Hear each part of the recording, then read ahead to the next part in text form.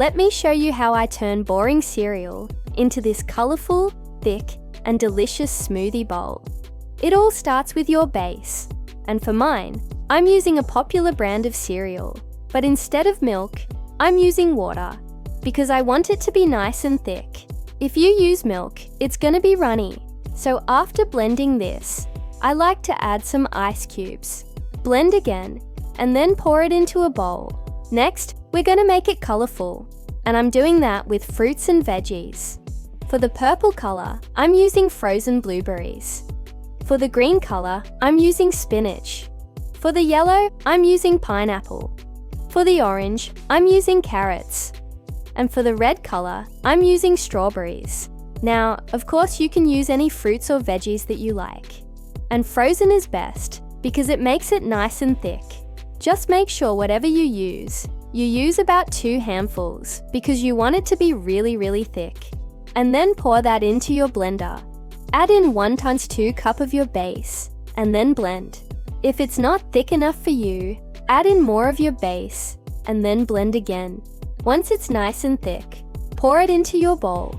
Next, we're going to make it even more delicious by adding some flavor. Now to do that, I'm using 2 different kinds of sweeteners. One is raw agave nectar. It's kind of a caramel tasting sweetener. And the other one is monk fruit, which is a little bit more fruity tasting. So I'm adding 2 tablespoons of each. You can use more or less, depending on how sweet you want it. And then I'm adding 1 tablespoon of vanilla extract.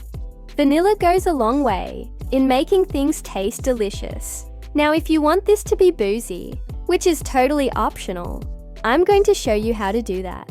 But if you don't want it to be boozy, skip to the next step, where I show you how to make the whipped cream.